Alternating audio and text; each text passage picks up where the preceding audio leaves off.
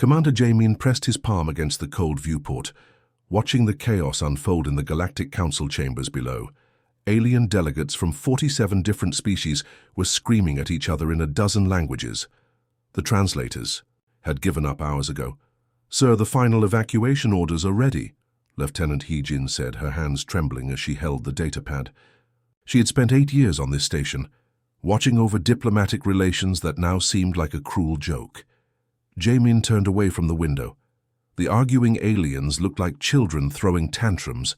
For 3 centuries, humanity had been the galaxy's babysitter, mediator, and problem solver.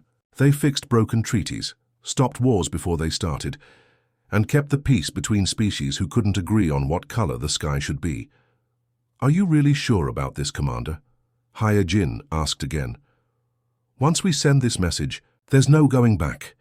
Jamin looked at the reports scattered across his desk. The Zephyrians had accused humans of stealing their crystal technology last week. The Mechanical Collective claimed humans were slowing down their efficiency ratings. The Aquatic Federation said human diplomats smelled bad and made their water taste funny. "They want us gone," Jamin said quietly, "so we'll give them what they want." He activated the communication array that connected to every major government in the galaxy.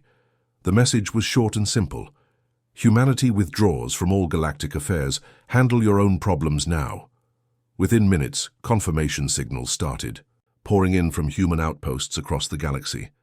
Captain Dongwu was already powering down the massive space elevators on New Geneva.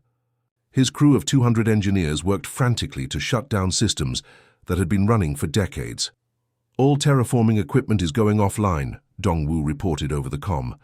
"The atmospheric processors on 12 worlds will revert to backup mode in 6 hours.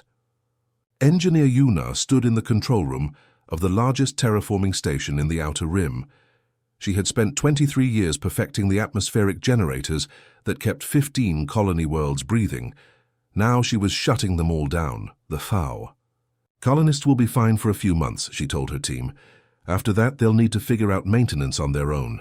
Her assistant, tech specialist Wubin, looked nervous. "Mom, what if they can't handle the systems? Some of these worlds have populations in the millions." Yuna paused, her finger hovering over the final shutdown sequence. "Then maybe they'll learn to appreciate what we've been doing for them." The shutdown began. Massive terraforming towers that had hummed with life for generations fell silent. Climate control systems that had kept entire worlds habitable switched to basic survival mode. Agricultural processes that fed billions across the galaxy began their final cycles. Ambassador Yunseo walked into the Galactic Council chambers one last time. The alien delegates were still arguing, but they fell silent when they saw her. She had been the human representative for 12 years, smoothing over conflicts and preventing 3 major wars. "Ladies, gentlemen, and assorted sentient beings," she began, her voice carrying across the chamber, "I am here to inform you that humanity is withdrawing from all galactic affairs, effective immediately." The chamber erupted. The Zephyrian High Counselor, a tall crystalline being that glowed with inner light, stood up and laughed. "Finally, no more human interference in our internal politics." The Mechanical Collective's lead drone, a sleek metal creature with dozens of optical sensors, buzzed with electronic satisfaction. "Biological inefficiency has been eliminated from our calculations. Productivity will increase by 17%. Even the usually peaceful floral consortium seemed pleased. Their representative, a walking tree-like being named Bloomsinger, rustled her leaves in what passed for applause. "The garden of the galaxy will grow better without human gardeners." But not everyone was celebrating. In the back corner of the chamber, the ancient Vorthak elder Kethmore sat in silence. His species had been around for over 10,000 years, and he remembered the galaxy before humans arrived. Kethmore had lived through the dimensional wars, when reality itself nearly collapsed. He had seen the rise and fall of the Machine Rebellion, when artificial intelligences tried to convert all organic matter into computational matrices. He remembered the century of silence, when entire star systems went dark and never came back. Online. All of that chaos had ended when humans arrived 300 years ago. They had somehow brought order to the cosmic madness, but Kethmore was the only one old enough to remember the before times. As the human ships began their exodus, their running lights growing dim in the distance, Kethmore felt a chill that had nothing to do with the station's air conditioning. The other species were too young, too naive to understand what they had just lost. The humans weren't just leaving. They were taking their invisible protection with them. And Kethmore knew that the universe was about to remember why it needed them in the first place. In the distance, the last human transport ship disappeared into hyperspace, leaving behind a galaxy that thought it could handle itself. Trade Master Hyun Soo was having the worst day of his career. His office aboard the massive cargo station overlooked 17 different shipping lanes, and right now every single one of them was flashing red on his monitors. "Sir, we've lost contact with the freight convoy in Sector 7, his assistant reported, panic creeping into her voice. "That's the third one this week?" Hyun Soo rubbed his temples. 6 months ago, galactic trade had run like clockwork.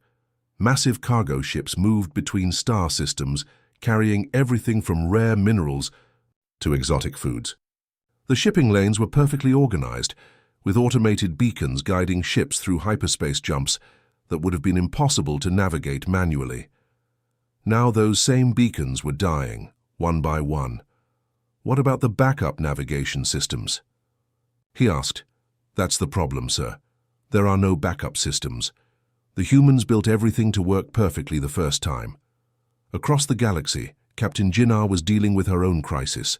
Her rescue ship, the Starlifter, had been racing from one emergency to another for weeks. She stood on the bridge watching her crew work frantically at their stations. "Another distress signal coming in," reported Navigation Officer Minho. "It's the passenger liner Golden Dawn. They're stuck halfway through a hyperspace jump." Jinnah felt her stomach drop. Getting stuck in hyperspace was every spacer's worst nightmare. Without the navigation beacons to guide them out, the Golden Dawn and its 3,000 passengers could be trapped forever in the space between dimensions. "How many ships does that make this week?" she asked. 47, Minho replied grimly. "And that's just in our sector. The rescue attempts were getting harder every day. Jinnah's ship relied on the same human-built systems that were failing everywhere else. Her engines were running on backup power, and her life support systems were making strange noises that her engineers couldn't identify." Meanwhile, at the Galactic Monitoring Station, tech specialist Sungmin was discovering something that made his blood run cold. He had been tracking the system failures across the galaxy, trying to find a pattern. "Look at this," he told his supervisor, pointing at a massive holographic display. "Every single critical system failure has one thing in common. They're all human-built." The hologram showed a three-dimensional map of the galaxy. Red dots marked failed systems, and they were spreading like a disease. Navigation beacons, power stations, communication arrays, terraforming equipment. Even the massive space elevators that connected planets to their orbital stations. "It's not random," Sungmin continued. "The humans didn't just leave. They programmed their systems to shut down without proper maintenance, and none of us know how to maintain them." The younger alien species were learning this lesson the hard way. The Crystalline Collective had always been proud of their advanced technology, but they discovered that their entire energy grid depended on human-designed conversion matrices. Without them, their crystal cities were going dark. Emergency teams tried to reverse engineer the human technology, but it was like trying to understand a symphony by looking at individual musical notes. The humans had built their systems with layers upon layers of complexity that no single species could comprehend. The Aquatic Federation was facing an even worse crisis. Their water purification systems, which cleaned and recycled water for billions of aquatic beings, were failing without human maintenance protocols. Their beautiful underwater cities were becoming toxic as contaminated water flowed through their living spaces, but the real nightmare was just beginning. Dr. So Young had been monitoring the barrier stations from her hidden observation post in the void zone. These massive constructs had been humming quietly in the darkness between star systems for as long as anyone could remember. Most aliens didn't even know they existed. She watched in horror as the first station's protective field began to flicker. The station was enormous, the size of a small moon, covered in strange symbols and energy collectors that pulsed with otherworldly light. No. No, no, she whispered, checking her readings. The containment field is failing. The barrier station near the Rigel system was the first to go completely dark. Its protective field, which had kept interdimensional threats at bay for centuries, collapsed with a sound like reality itself, tearing. Something slipped through the gap. Dr. So Young's instruments couldn't identify exactly what it was, but her readings showed massive distortions in space-time. Whatever had come through was ancient, hungry, and completely alien to this dimension. Within hours, the Rigel system went silent. All communications ceased. The last transmission was from a terrified cargo pilot. Something's eating the stars. The stars are going out. The political situation was getting worse too. Without human peacekeepers to mediate disputes, old conflicts were flaring up again. The Zephyrians and the Crystal Collective had started a border war over mining rights. The Mechanical Hive, no longer constrained by human negotiated treaties, began expanding aggressively into neutral space. Captain Dong Hyun watched from his patrol ship as Mechanical Hive drones swarmed over the peaceful trading post of Haven Station. The spider-like robots moved with terrifying efficiency, converting the station's organic materials into more of themselves. "This is Patrol Ship Echo 7, he broadcast on all frequencies. "Haven Station is under attack, requesting immediate assistance." But there was no one to call. The human peacekeeping fleet was gone. The Galactic Defense Force had been disbanded months ago when the member species couldn't agree on funding. The robots ignored his ship entirely, too busy with their expansion to bother with a single patrol vessel.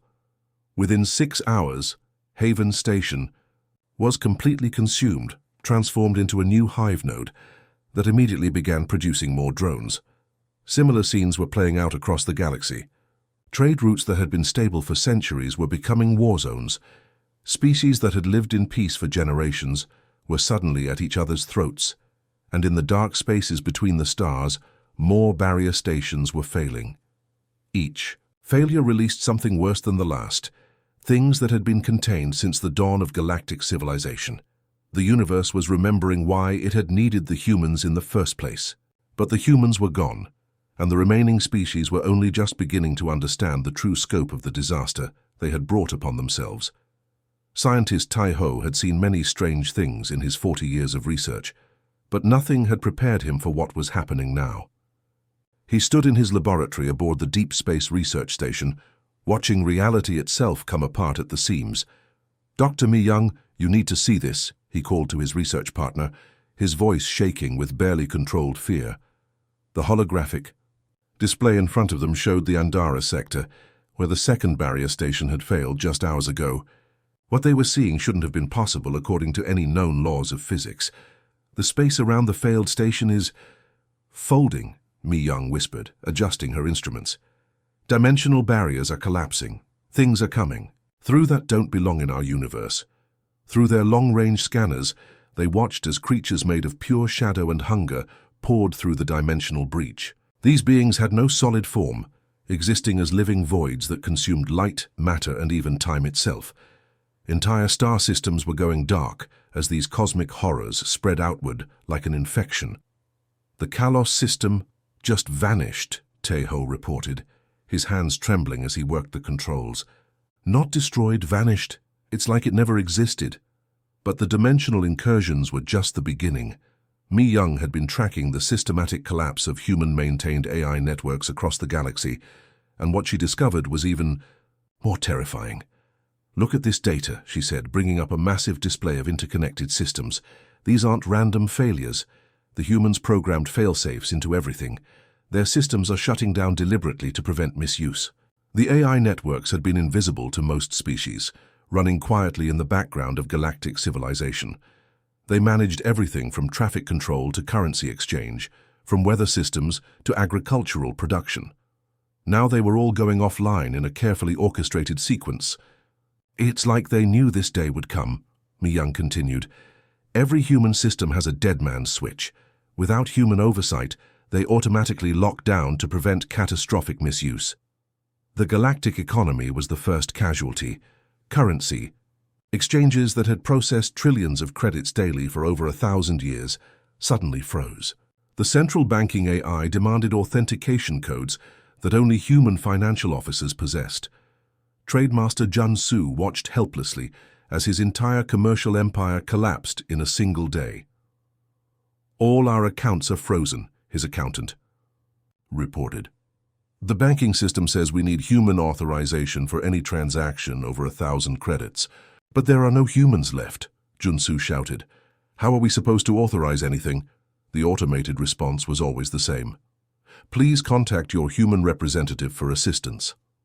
On New Centauri, engineer Wu Jin was fighting a losing battle against the planet's failing atmospheric systems.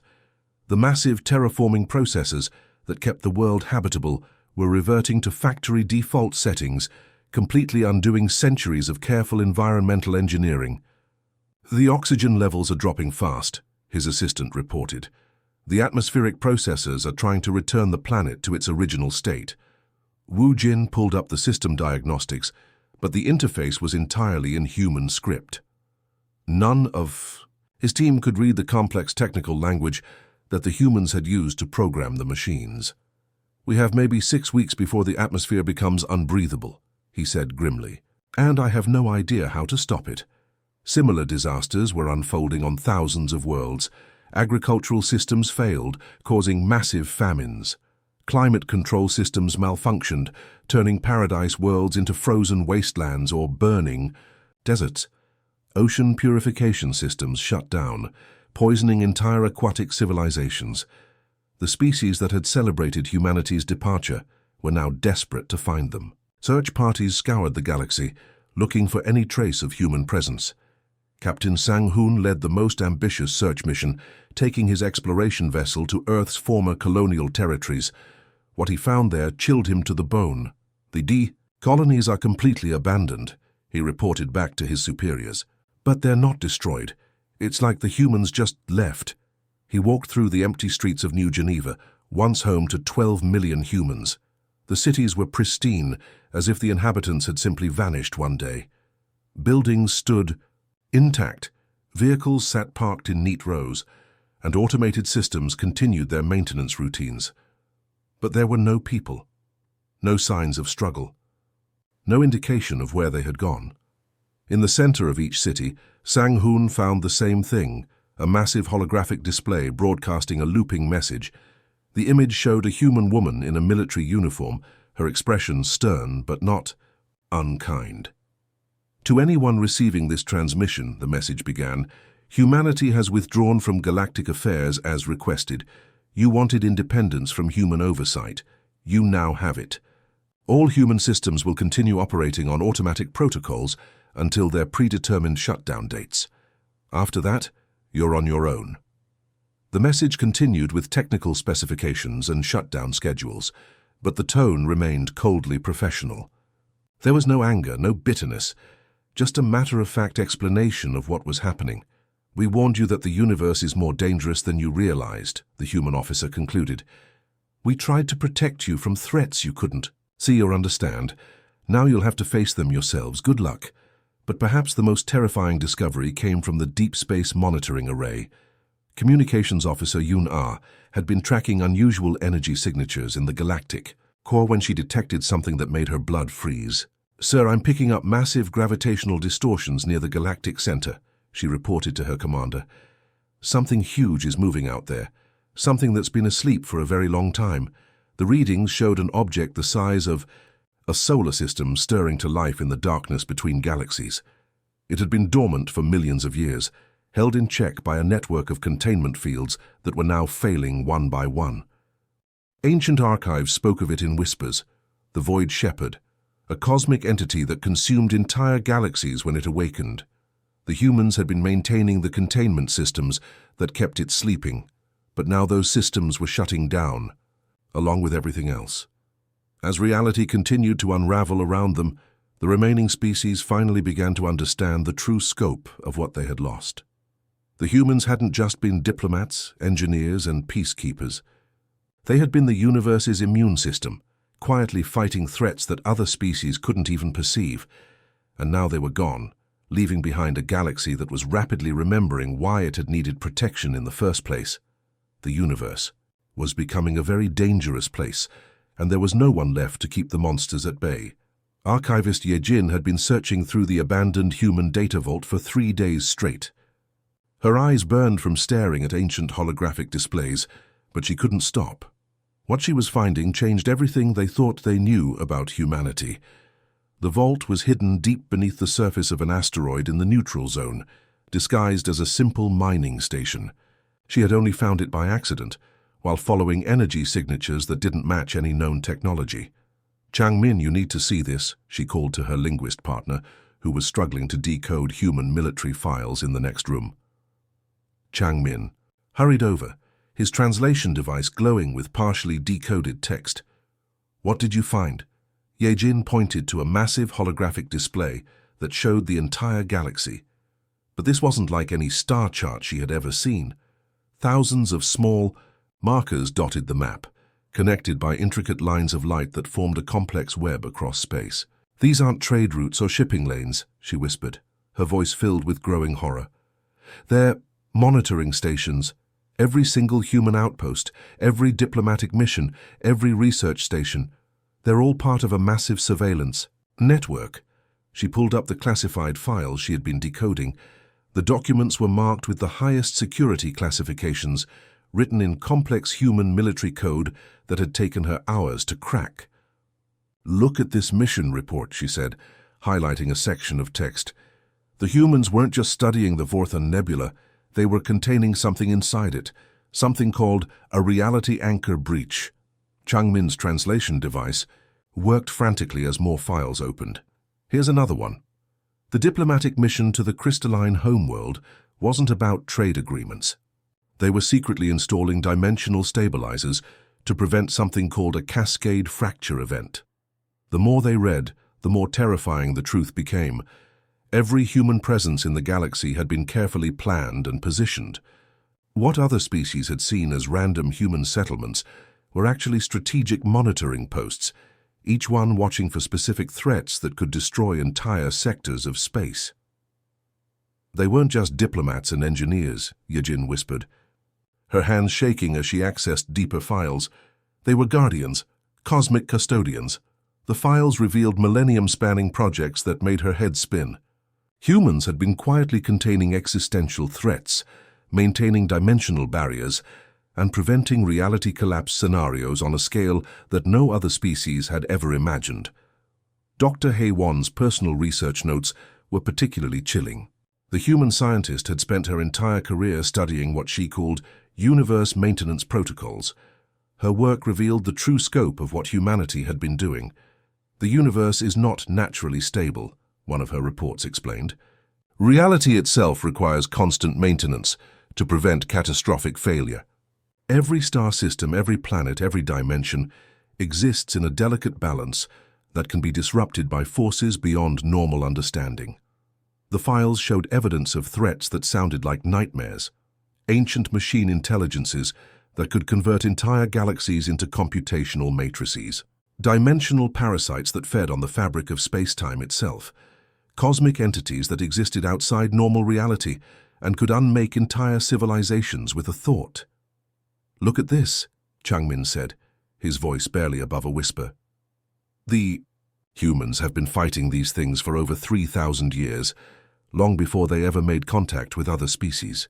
The records showed battles fought in the spaces between dimensions, where human soldiers had died protecting threats that other species never even knew existed. They had built massive containment facilities in the void between galaxies, using technology that was centuries ahead of anything other species possessed. The barrier stations," Yejin realized, pulling up another set of files. "They weren't just monitoring stations, they were prisons. Each one was containing something that could destroy the entire galaxy if it ever got loose. The human military. Records were filled with casualty reports from conflicts that had never been reported to the Galactic Council. Entire human fleets had been lost fighting enemies that existed in parallel dimensions. Research stations had been evacuated and destroyed to prevent contamination by entities that could corrupt reality itself. General Kyung-soo's final military report was the most disturbing document in the entire archive. The human military commander had written it just before humanity's withdrawal, and his words painted a picture of cosmic horror that made Ye-jin's blood run cold. "The universe is more fragile than anyone knows," the report began. "We've been holding it together with our bare hands for centuries. The other species see us as meddlers and interferers, but they don't understand that we're the only thing standing between them and complete annihilation." The report detailed the various threats that humanity had been containing. The void shepherds sleeping in the space between galaxies, the machine plague that had been slowly consuming the dark matter web, the entropy cascade that threatened to unravel the fundamental forces that held atoms together. Every human settlement, every research station, every seemingly random diplomatic post, the general's report continued, they were all pieces of a vast machine keeping the universe stable.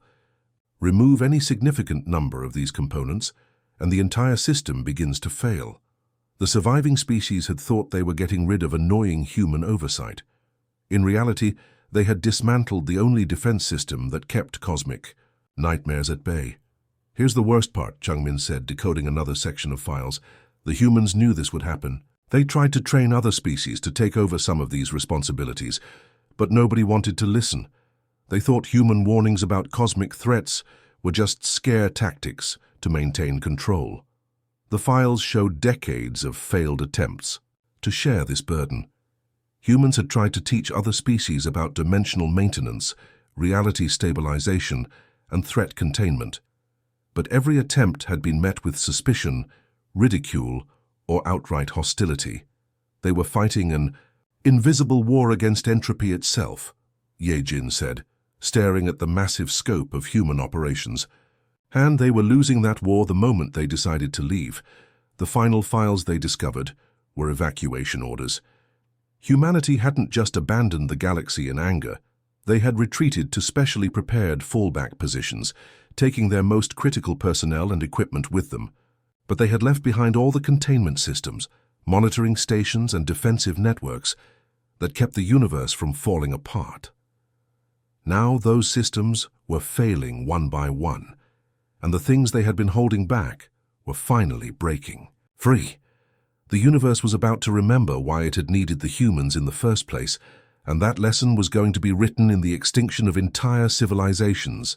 The end was coming faster than anyone had expected. Captain Jinna watched from her damaged rescue ship as another star system simply winked out of existence. The Vega cluster, home to over 40 billion souls, was there one moment and gone the next, leaving only empty space where planets had orbited for millions of years. "How many systems is that now?" asked her navigator, his voice hollow with despair. "I stopped counting after 200, Jinna replied, staring at the sensor readings that made no sense. Space itself was unraveling, and they were helpless to stop it. The cosmic horrors that had escaped from the failing barrier stations were spreading like a plague across the galaxy. These entities didn't just destroy civilizations, they erased them from reality completely, as if they had never existed at all. Entire species were being wiped from the universe, their histories consumed by living voids that fed on existence itself. That's when the transmission came through. It arrived on frequencies that had been silent for months, broadcast simultaneously, across every communication network in the known galaxy. The signal was weak, crackling with interference from the dimensional distortions that were tearing space apart, but the voice was unmistakably human. "To the survivors of the Galactic Council," came Dr. Juyon's voice, barely audible through the static. "This is our final transmission. We want you to understand. We didn't abandon you out of spite or anger." Jinna activated her ship's main screen, and the ghostly image of a human woman appeared. Dr. Juyon looked exhausted, standing in what appeared to be some kind of advanced command center, surrounded by technology unlike anything the remaining species had ever seen. "Our long-range sensors detected something that we had hoped would never come," she continued. "A universal reset event. The cosmic entities you're seeing now are just the beginning. Something much worse is coming, something that will unravel reality itself and reset the entire universe back to its primordial state." The transmission flickered as reality warped around Jinnah's ship. Through her viewports, she could see space itself bending and twisting like fabric, being pulled apart by invisible hands. Chief Scientist Min Ho's face appeared next to Dr. Ju Yon's. His expression was grim but determined. "We've been preparing for this possibility for over 3 centuries. Every human colony, every research station, every diplomatic mission was part of a larger plan to preserve galactic civilization through the reset." Minho brought up holographic displays showing the true scope of human preparation. Hidden installations scattered across the galaxy, dimensional pocket sanctuaries, and massive arc ships loaded with genetic samples from every known species. "We knew this day might come," he explained. "The universe goes through these cycles every few billion years. We found evidence in the ruins of previous civilizations, species that tried to survive the reset, but failed because they didn't understand what was happening." The transmission showed images of ancient ruins on dead worlds, civilizations that had reached incredible heights before being wiped away by cosmic forces beyond their comprehension. The humans had found these remnants and learned from them, preparing for a catastrophe that might not happen for thousands of years. "But it's happening now, centuries earlier than we calculated," Minho continued. "The dimensional barriers we maintained were the only things keeping the reset entities contained. When you forced us to abandon our posts, those barriers began to fail." Admiral Seo Jun appeared next, his military uniform bearing insignia that no alien had ever seen before. Behind him, massive view screens showed human ships unlike anything in their known fleets, vessels designed for dimensional travel and equipped with reality stabilization technology. "Listen carefully," the Admiral said, his voice cutting through the interference with military precision. "We are transmitting coordinates to a sanctuary station in the void between. Any species willing to work together to rebuild can find us there. The journey will be dangerous. You'll have to navigate through collapsing dimensions and avoid the reset entities." The coordinates appeared on every ship's navigation system simultaneously. They pointed to a region of space that didn't officially exist, a gap between galaxies where conventional sensors showed nothing but empty void. "We know many of you hate us," Admiral Seo Jun continued. "We know you blamed us for interfering in your affairs. But even after everything, we still believe in the potential of all sentient life. That's why we're offering you this chance." Captain Sang Hoon, piloting one of the few remaining rescue ships, made the decision immediately. "Set course for those coordinates," he ordered his crew. "We don't have any other choice." Similar scenes played out across the dying galaxy as surviving ships from dozens of species began the desperate journey toward the void between. The voyage was nightmarish. They had to dodge reality storms that could age a ship centuries in seconds, avoid dimensional predators that hunted in the spaces between worlds, and navigate through regions where the laws of physics had completely broken down. Many ships didn't make it. Captain Do Hyun watched helplessly as a crystalline collective vessel was consumed by a swarm of shadow entities that turned its beautiful crystal hull into twisted, impossible geometries.